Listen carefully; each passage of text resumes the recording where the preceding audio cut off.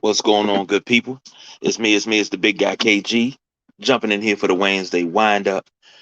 Uh, lot to talk about, but first and foremost, got to say a few things. Whether you watching this live or you watch it on the playback, certain things got to be said. With the events of the last day and a half or so,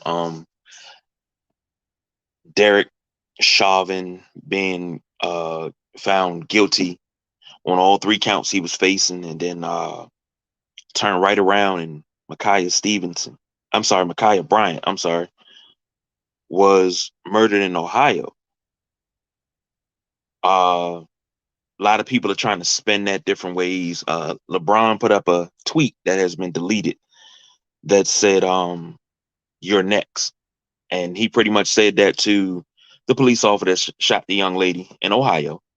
Now, after the Chauvin verdict, you seen post of the murder of Dante Wright with the caption "You're next." Uh, Chauvin's co-defendants, all the other police officers that were involved, "You're next." Um, the the murder of the teen in Chicago, "You're next." So Twitter has taken it upon himself. LeBron James is trending right now on Twitter because he had to delete the tweet because he felt it was causing division when all he said was "You're next." It's your time is coming. Oh, he's inciting violence. No, he's saying you're going to be convicted too.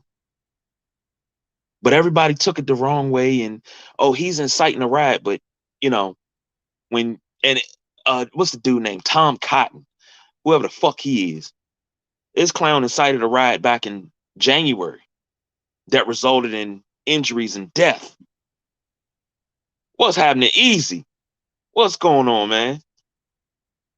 But Tom Cotton's main one talking about LeBron and him inciting riots and all that. I'm like, man, you can't say nothing to me because you were part of that insurrectionist mob that breached the Capitol. So I don't want to hear that. And Jason Whitlock joined in. And it's no secret how I feel about Jason Whitlock. There's plenty of us that feel like that way. Black, white, Asian, Mexican. I don't think anybody likes Jason Whitlock. He's a clown. Jason Whitlock is uh, a watermelon juggler. I can't stand him. I can't stand his opinion. I can't stand to hear him talk because everything he has to say about anybody of color is 9 times out of 10 negative. So he joined in and oh, these elitist athletes, man, I'll say it right here. And if he ever hears this, fuck you, Jason Whitlock. And I'm not alone with that. Nobody likes you because things that you got a platform for, you don't even take the time. You'll bash somebody when all you got to do most of the time is probably send a DM and say, hey, can I get an interview? But it's not about him. It's about LeBron and those his since deleted tweet. It's a rough time right now. Rough time. And everybody's gonna take everything out of context. And I agree with you. He's the biggest coon in the media. Yes, he is. Yes, he is. The way him and Rob Parker came at uh RG3, Rob Parker called him a cornball. How do you call another black man a cornball because he doesn't conform to what you want him to be? They say the same thing about Russell Wilson. Come on, man. But LeBron has since deleted said tweet, and he said, it seems like it's being taken negatively, and they did talk down on Cap. Of Whenever it's a black superstar or a black in the media, they have nothing positive to say. I haven't heard them say one positive thing. But LeBron is taking the tweet down, and he didn't want to cause any division. So, uh, get a chance, go over to Twitter and just look at what everybody's saying. Look at how they're just taking everything out of context, and but they don't say nothing about what's the skinny chick from Fox News, Tammy Loren, talking about you happy now, you got your justice, and you know what she talking about when she say you. You know what she talking about when she say you. Okay. But nobody said anything about that. But we're gonna jump on LeBron now. But I digress.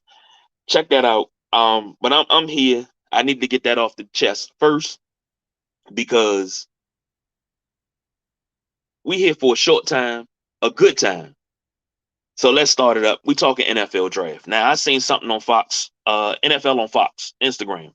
And the last 20 picks, 20 number one overall picks in the NFL draft. You got Michael Vick, David Carr, Carson Palmer, Eli Manning, uh, Alex Smith, um, Mario Williams, Jamarcus Russell, Jake Long, Matt Stafford, Sam Bradford, Cam Newton, Andrew Luck, Eric Fisher, Jadavian Clowney, Jameis Winston, Jared Goff, Myles Garrett, Baker Mayfield, Kyler Murray, and Joe Burrow. And I asked a lot of friends and family, out of all of those 20 names, how many Hall of Famers do you see in the last 20 years that were number one overall picks? Uh, I think Keefe from the block said 4. Um, I'm looking at it. If Myles Garrett keeps going the way he's going, uh, Burrow comes back strong. Mayfield, I'll say 6. But you can go ahead and you can write it in permanent market. Eli is going to be a Hall of Famer in a couple of years. Matt Stafford's going to be a Hall of Famer, so that's 2. Cam Newton, borderline, maybe not first ballot, but he will be a Hall of Famer. Uh, Myles Garrett, he keep playing the way he playing, and Mayfield, of course. Those 2 guys. So those are my 6 right there. But looking this NFL draft over, uh, everybody's talking about what Washington going to do, what's Jacksonville going to do with the number 1 pick. Is Trevor Lawrence even the number 1 quarterback in the draft now? Because you got guys, Wilson, Trey Lance, you got all these guys coming out, and their pro days are looking gorgeous. But is Trevor Lawrence going to be your number 1 pick, or are they going to trade back? And then I think about it because my son Dario, he said, it's a lot of quarterbacks drafted number 1 overall. And I told him, I said, you draft the quarterback number 1 overall, you feel that quarterback can change your long suffering. It could change you from a winner. Change you from a loser to a winner because you got the number 1 overall pick. But what he says, will it ever change them taking a quarterback number 1? When you got Vic was a once in a lifetime quarterback. You have never seen a quarterback like Michael Vick ever. You haven't seen it before. You haven't seen it since.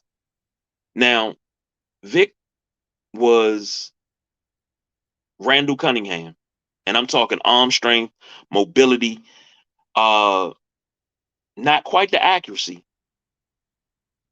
explosive moves. He was Randall Cunningham jacked up to 15, 20 maybe. You'll never see another Michael Vick. Everybody thought about it when they saw RG3. Nah. There's only one Michael Vick. And if it wasn't for the jail time, I think he'd be on that list with Hall of Famers because he was coming around with the accuracy. And you seen when he came back with Philly, mostly Philly, but you see when he came back with Philly what he could do. Of course, one particular game stands out in my mind with Michael Vick, and that's the Monday Night Massacre. Because LeBron Landry got the bump in his goddamn gums before the game to Deshaun Jackson, and Deshaun Jackson burnt him on the first play of the game. And that was just the start of the onslaught. So, but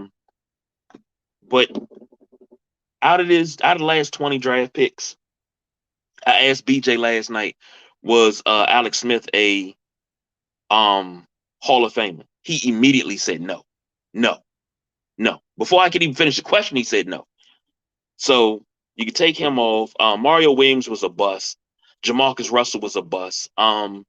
Jake Long, mm, on the fence. Carson Palmer is on the fence. Uh, David Carr is a no. Carson Palmer, I'll put him on the fence because Carson Palmer did have a great career. Uh, not many playoff wins, but he won a lot of regular season games. He rejuvenated himself out in Arizona. But I'll put him on the fence. Jake Long's on the fence. Matthew Stafford is a lot. Bradford is a no. Luck, got to be a no. Eric Fisher, no. Jadeveon Clowney, no. Jameis, unless Jameis can rebound his career. But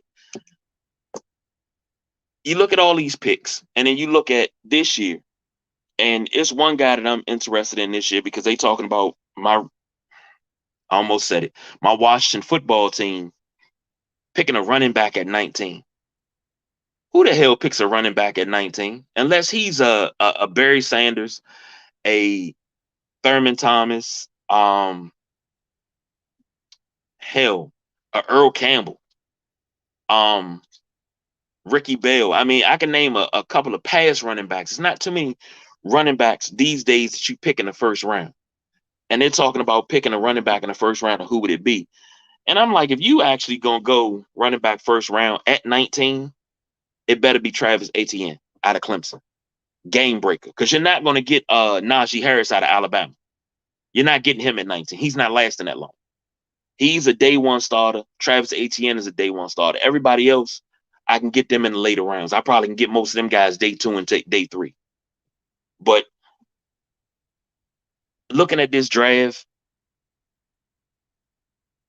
it's we didn't have a real college football season, so we can't really tell. But I'm looking at the running backs, and the running backs are Najee Harris, Travis Etienne, everybody else. Okay. Now, quarterbacks, hold on, let me pull that up. Quarterbacks, QBs, where you at? All right, QB prospects. Here we go. Okay, you got Justin Fields, who's a tough cat. No one is drafting a running back. Yeah. Hey, I agree with that wholeheartedly. I don't know who you are quite. It's just saying Facebook use on my screen, but I agree. You don't draft a running back in the first round. They got to be a all-time game-breaking running back in order for you to draft a running back in the first round. Who is that? Oh, that's the Midnight Rider Ben. Appreciate that, Dario. Dario sitting behind the glass, letting me know who's who. But I'm not drafting a running back in the first round. I've seen players. Mike Shanahan has proved that you can get running backs from the 4th round on. He got Terrell Davis in late rounds. He got Alfred Morris in late rounds. Olandis Gary. Hell, I can't think of the other boy. The boy that ran through all his daggone money, had all the baby mamas. Got him in the late round too. But I'm not picking a running back first round. Unless he's a game changer. But they're talking about Washington picking a running back first round. Why? When you have Antonio Gibson, you have you just re-signed Lamar Miller. You have all these players that Travis Henry and Mike Anderson. Damn it, I'm glad you're right here. Because I couldn't think of his name. I could see his face, but I couldn't think of his name. You got players at that position, so I don't see Washington picking a running back. It's just stupid. O-lineman, I'll take an O-lineman at 19 because that left side got to be shored up. We talked about that last week, so that left side got to be shored up. Then they're talking about, well, what if Washington picks a quarterback and then, grooms him for 2 years, kind of Aaron Rodgers, Brett Favre-ish, where you kind of just let him sit on the bench and let him learn. What quarterback are you picking at 19? Because if Trevor Lawrence goes 1, you're going to have, I've heard Justin Fields, Trey Lance, Zach Wilson, Kyle Trask, and Matt Jones here in D.C. To be quite honest, I don't want a quarterback. I don't want a quarterback right now. I need the weapons. I need somebody. Fitzpatrick is going to work for the season, but I want to see what Heineke can do with full preparation of OTAs, mini camp, training camp, preseason. I want to see what Heineke can do. I want to see what Kyle Allen can do with a real offseason. So I don't really want a quarterback in Washington. Um, and then you got to think about it though. You committed. We just drafted a quarterback 2 years ago, and he's gone. He is a Pittsburgh Steeler now. Uh, I'm not feeling it. I'm not feeling drafting a quarterback in the first round at all. So we definitely getting a running back with one of those third rounders. Yeah, I would believe so. But here's the thing: when you look at it, you look at Washington's depth chart. Because now, this done turned into a Washington Wednesday, and I'm not even mad about it. Uh, you look at that. Where you at? Come on, roster. Here we go. We definitely getting a QB, but it's going to be late. Do you really? Where's that QB going to fit? Who's going to be the odd man out? Because you already got 4 QBs on the roster right now. You got Kyle Allen, Ryan Fitzpatrick, Tyler Heineke, and Steven Montez. Now Montez is your practice squad quarterback. That's not a problem. But then at running back, you got Peyton Barber, Antonio Gibson, J.D. McKissick, Lamar Miller, and Jonathan Williams on the the roster now. We don't need receivers because, in my honest opinion, with Kelvin Harmon coming back, you got Adam Humphries, you got Terry McLaurin, you got Curtis Samuel, you got Cam Sims. Everybody else after those guys, expendable. So you don't need receivers. Maybe a tight end, but I'm looking for O-line help this draft. We need bodies on the O-line so we can put ourselves together a real O-line here in Washington. It's been a long time. I mean, geez, if I got to really rack my brain, and I know Midnight Rider, you here, so you can help me out with this. Last time we had a solid O-line, probably under Shanahan, 2012, because they, once they switched over to, once they switched over to zone blocking. Before that, zone was pretty good with the O-line. The O-lines of the 2000s were okay. Well, you had Jansen and Samuels as your bookends, but we never had anybody in the middle, except for Corey Raymer, and then he left. But I want something. The blueprint is there as far as the offensive line here in Washington. All we got to do is take what Dallas took what we did, and they built the Great Wall of Dallas over and over and over and over and over. How come we can't take our own formula and build our own Great Wall? I want O-line help. Guys like Wes Martin, Ross, Pierschbacher, guys like that need to step up. And my man Morgan, what's happening, brother? He's under Marty. Yes, under Marty, because guys grinded. They went and got a guy off the out of retirement, Dave Zott, to play center. And this guy was older. I think he was the oldest player at the time in the league, and he played all 16 games. I need guys like Sadiq Charles, Garon Christian. I need them to have that type of energy where you're going to play all 16 games. You're going to run this, man. Because this team, only weak spot is offensive line. I'm going to say it right here. It's 8:58 on April 21st. I'm going to say it right here. The only weak spot that the Washington football team has is O-line. They'll live and die by that O-line. And we got to do something. Matter of fact, top offensive lineman coming out this year. Why can't we pick an O-lineman at 19?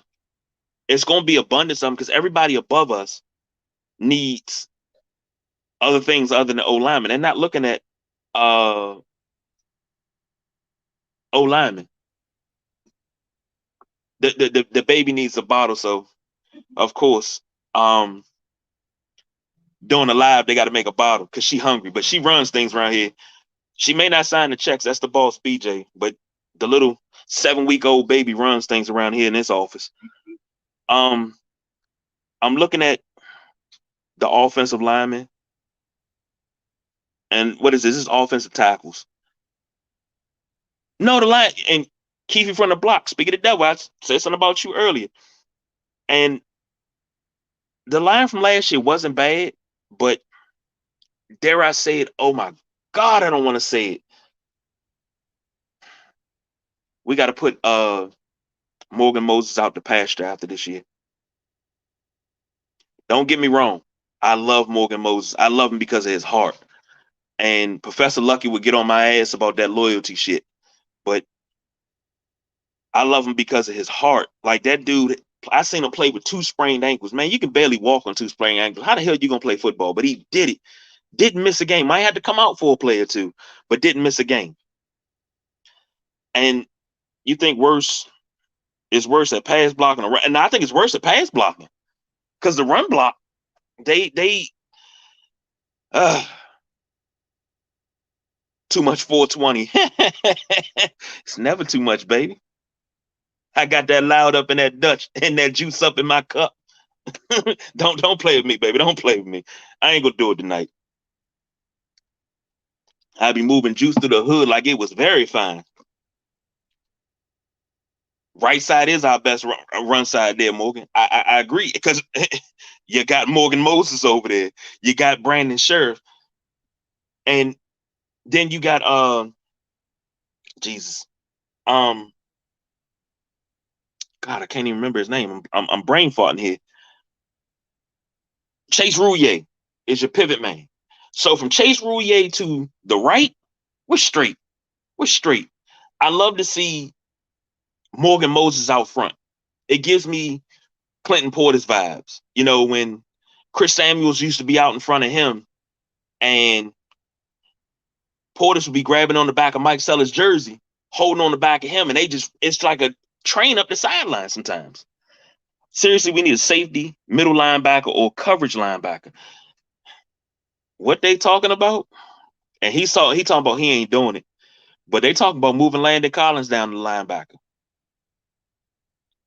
I don't have a problem with it because you already got a safety out there. We need a free safety. You already got a safety in Cameron Curl as strong safety. So in order to fit Cameron Curl in and not stunt his growth, I'll move Landon Collins to linebacker. Let him play in the box. Dog, you can hit like hell. Play that run. Sit in that box and just go.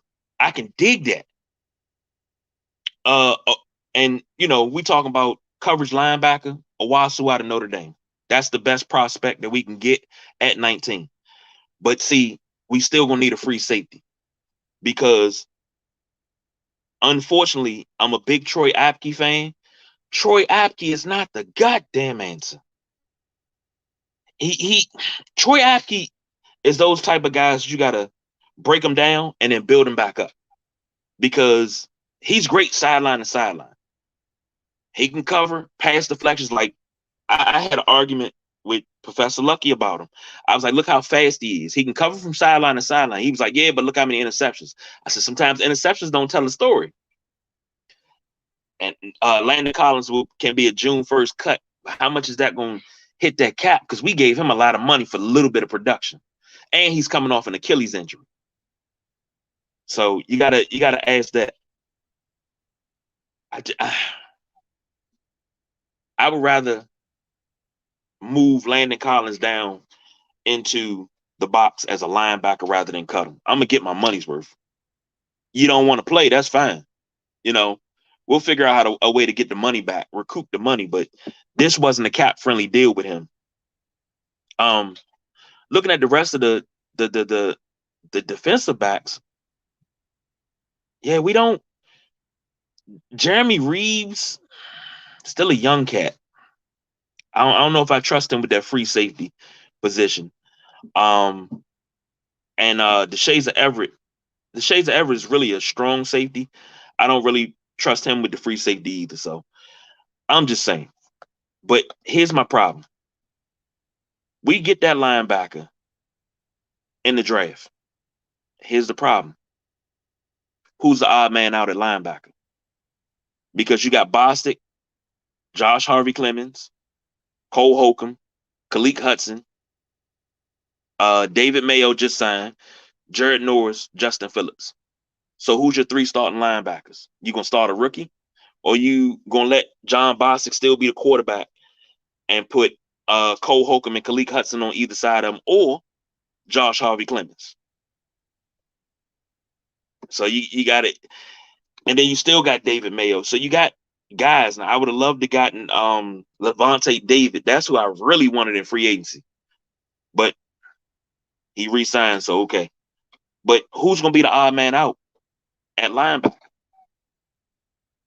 And this is a great problem to have, to be honest, because you got talent. And I think Cole Holcomb is an absolute talent.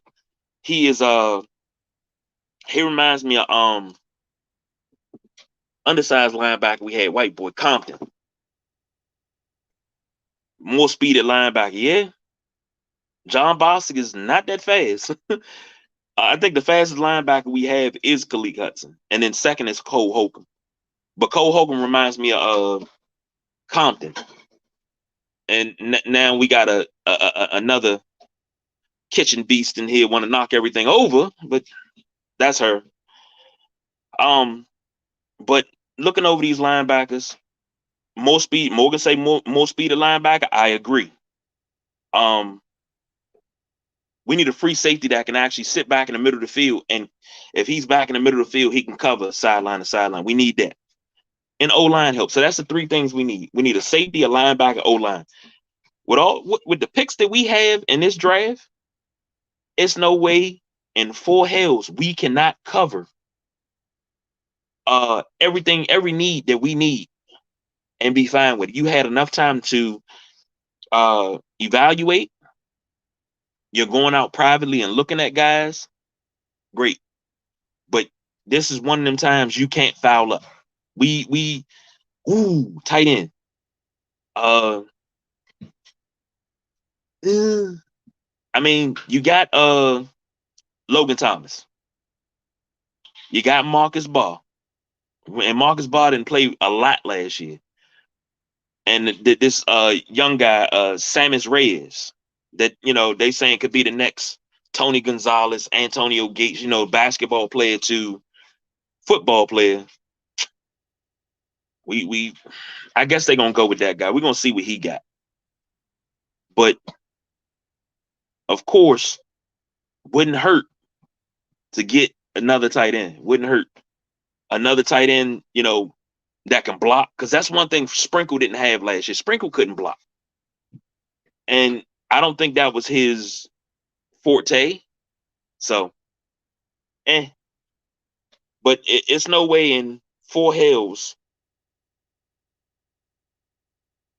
I like Logan, but if we could trade up, I don't want to get rid of Logan because of what he can do. Logan Thomas is a bigger, stronger, slower Jordan Reed. He ain't as fast as Jordan Reed, but he causes a matchup problem. Top tight ends.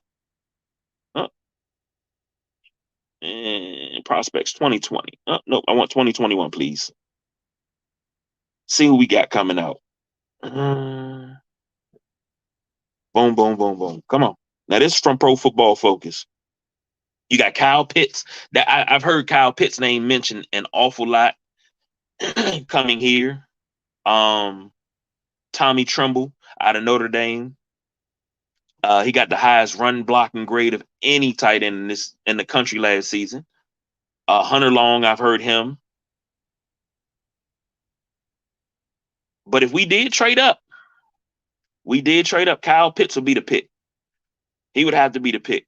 But that means if he's a first round pick, are you starting him over Logan? So Brevin Jordan out of Miami. Briley Moore Jr. out of Kansas State. Noah Gray out of Duke. John Bates out of Boise State. Kyle Granson out of SMU. Run block. Who's that had the the good run block grade. That was Tommy Tremble. Hey, but Tommy Tremble is on PFF.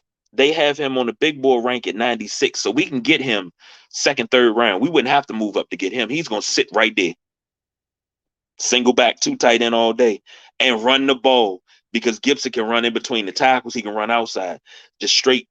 You talking smash mouth, old school NFC East football right there. That's that. It's rainy. We had RFK and the Hogs then came to play, and you just it's straight up lineup. It's man on man and just go. I think we could be dominant with something like that. I think we could. Uh, damn.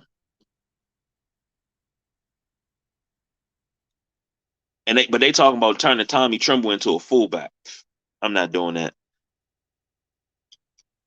Keep you from the block say Gibson the Beast on Mad Man. Gibson the Beast in real life. Boy, like I wasn't sold on him, but he showed me he could play. Punish the punk 3-4-7. You're damn right. I all the years we ran 3-4 here, I hated it. I hated it because like everybody ran over us. And you got guys, Albert Hainsworth, that didn't want to play the position the correct way. But then you got guys like Matt Ioannidis that could play the 3-4 and was unselfish and still made plays. But in the 4-3, I think Ioannidis is more dangerous because you can move him in any four spots on the line, and he gonna dominate. I love Ioannidis. I love him. I love the whole defensive line. Period. Our defense is gonna be top 10. Offense is gonna be top 15 at the end of the season, but that's gonna be because they're gonna start off slow, but they're gonna go. But Gibson is gonna be the key to a lot of victories. Think about this. Here in Washington, we were 7-9 last year, won the NFC East championship. Imagine what would have happened if we would have won those two games against the Giants. We would have been 9-7. And I think we lost another close game. So really and truly, that was a 7-9 team officially, but on paper, and if was a fifth, that was a 10-6, 11-5 team. So it was games they lost. We shouldn't have lost the Browns game, the two games to the Giants. So that gives us 3 more wins. That's 10-6. Now it's another win that I can dig out of that record last year that we should have got. That's 11-5. Now if this team, not gonna say the S word, not gonna say the P word, but if this team goes to 11-5, 10-6, don't say I didn't tell you so. Yep, you're damn right, Morgan. If was a fifth, we'd all be drunk. You're damn right. But I mean, I'm looking at this team. I'm looking at I don't get excited about off seasons. I get excited about results. And this is one off season. I'm damn excited. We talking NFL, we talking Washington football team. I am excited for what's to come. I am excited for what's to come. But looking over everything that needs to be addressed can be addressed in the draft. And then once the cuts are made, we good. We got 3 preseason games to make this team in tip-top shape. We go into preseason healthy, we come out healthy. This team will possibly be the first back-to-back NFC East division winning team in quite some time. Mark my words, y'all. But that's all my time. My timer says 34 minutes, 24 seconds. So I'm gonna close up this book. We're gonna do an official podcast tomorrow. Probably live on Podbean, something late, just to get something out there because we haven't done a official podcast in quite some time. So gotta jump out there, gotta do it. But until then, everybody, I know everything that's going on in the world is rough. Just Please stay safe. Stay safe, everybody. I'm the big guy, KG. I don't do no overtime. I am out of here.